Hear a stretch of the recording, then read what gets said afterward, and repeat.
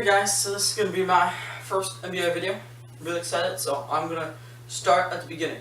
So first off, we have DeMar DeRozan is out indefinitely for the Raptors, and that is not good.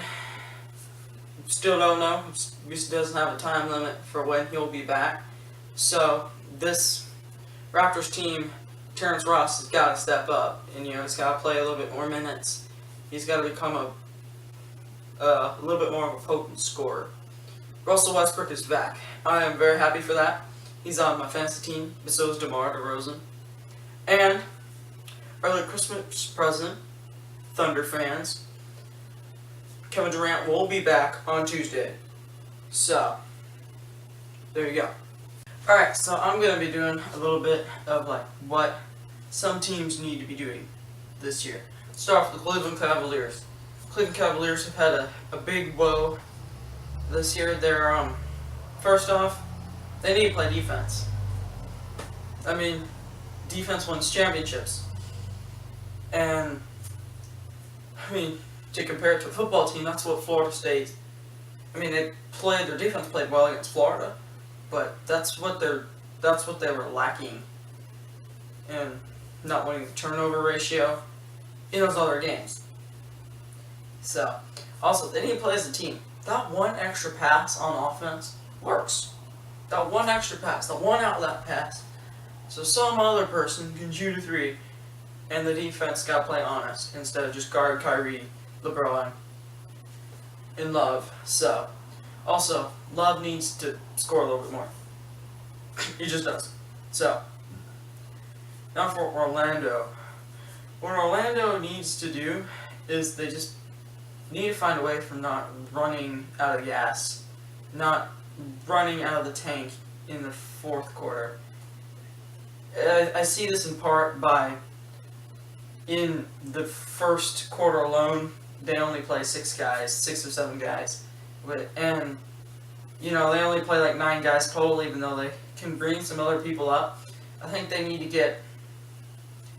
I always think the second quarter of an NBA game should be where you bring in your young guys so they can actually get some time, and then they're happy so they don't leave, and they have time to develop. So,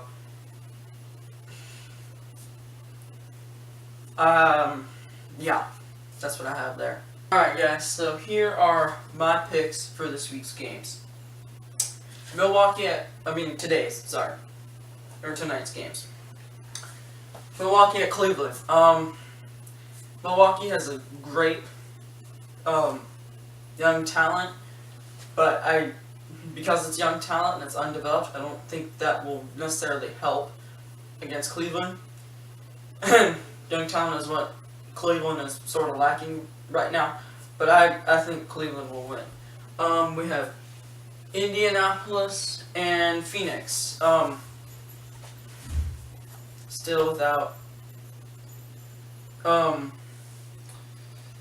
without Paul George. I just don't see the Pacers winning this game. Although, right now, although Isaiah Thomas is out, I'm picking Phoenix to beat Indianapolis. Portland, Denver. Portland won, so they're now at the top of the NBA, and I believe that it'll be an easy win over Denver, although Denver could show something. Orlando, Golden State.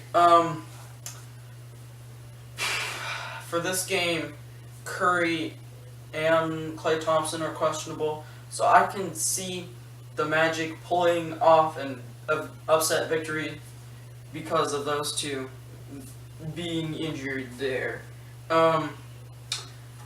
Lakers and Pistons.